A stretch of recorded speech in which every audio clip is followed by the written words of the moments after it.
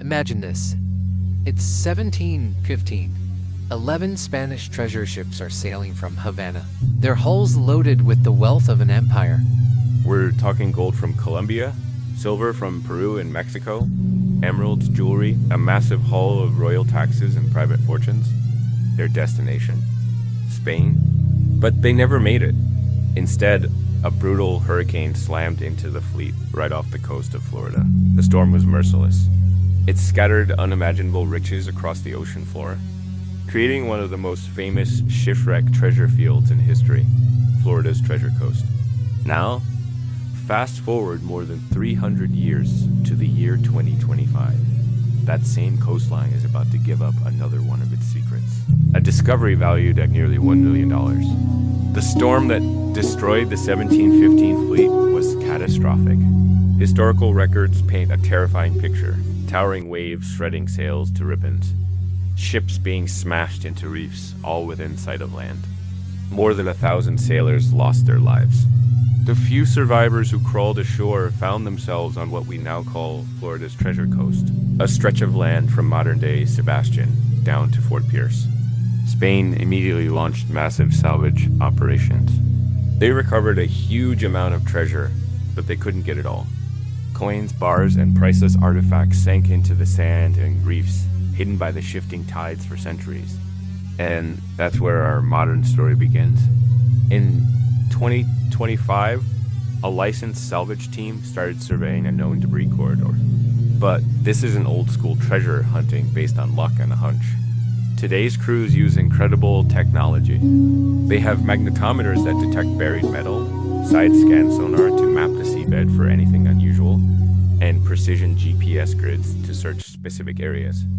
Underwater metal detectors then guide the divers to the exact spot. This tech allows teams to find artifacts without disturbing large parts of the wreck. Most days, they might just find small fragments, like old ship spikes or cannonballs. But during one summer expedition, their instruments started screaming. They were picking up unusually dense metallic signals buried deep beneath the sand. This was it. This was the moment every treasure hunter dreams of.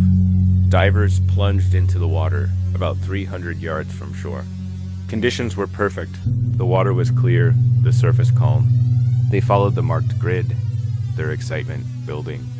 As they started scanning the seabed, their detectors went wild with multiple strong signals clustered in a small area.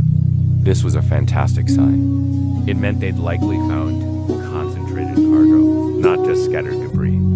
Using just their hands to gently fan away the sediment, the first glint of treasure appeared, a silver coin, then another.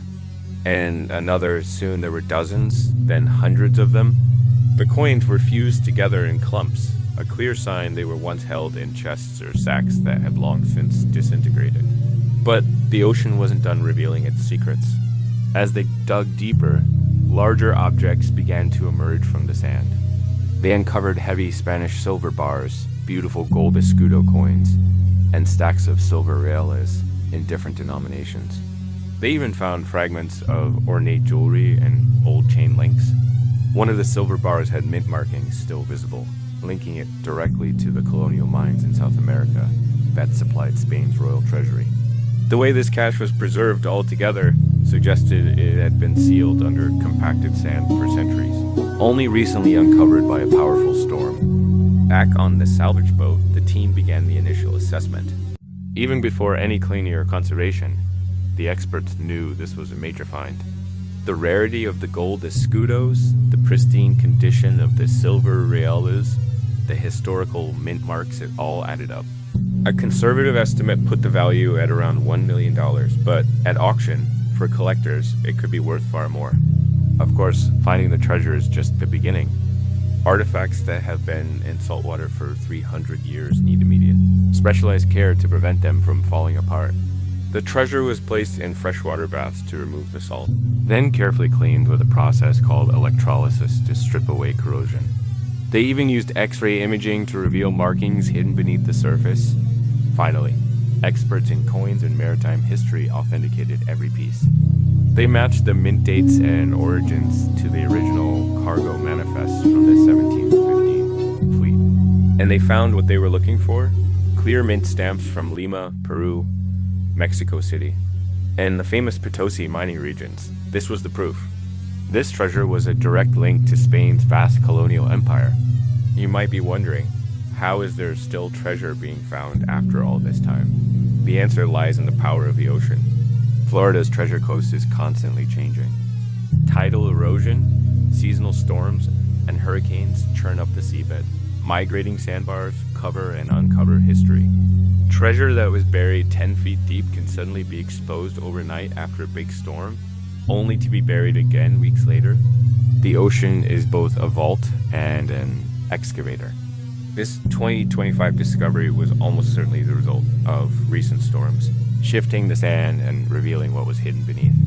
But this find is about so much more than just money. It's a tangible link to a pivotal moment in history. The 1715 fleet was carrying wealth gathered from all over the Americas, much of it extracted through brutal forced labor in colonial mines. Every single coin represents global trade, imperial power, and the incredible risks of sea travel during the Age of Sail. The shipwreck itself reshaped Florida's history, attracting pirates, salvors, and settlers to the region for generations to come. Treasure recovery in Florida is also a serious business, governed by strict laws. Licensed salvage companies work hand in hand with the state of Florida, which actually owns a stake in these historic finds. Every artifact is archaeologically documented, photographed right where it was found, and cataloged for the historical record. Some pieces go to museums for public display, while others might enter private collections. But it's all done to ensure these discoveries contribute to our understanding of the past, even after centuries of searching. Historians believe a huge portion of the 1715 fleet's cargo is still out there, lost in the deep. The debris fields stretch for miles.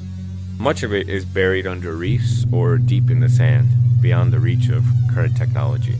But every storm season brings the possibility of a new discovery. The Treasure Coast is one of the few places on Earth where you can still find 300-year-old gold and silver washing ashore. The $1 million treasure recovery of 2025 isn't just a lucky break. It's the next chapter in a story that began in a hurricane 3 centuries ago, when the wealth and ambition of an empire collided with the raw power of nature. Beneath the waves, history is waiting in silence. Coins, bars, and artifacts frozen in the exact moment the storm struck. And as our technology gets better and the ocean continues to shift its sands, the lost riches of the 1715 fleet will keep rising from the deep, reminding us that some legends aren't just myths, they're just waiting to be found. Thanks so much for watching. If you found this story as fascinating as I did, make sure to like this video and subscribe for more incredible tales from history. We'll see you next time.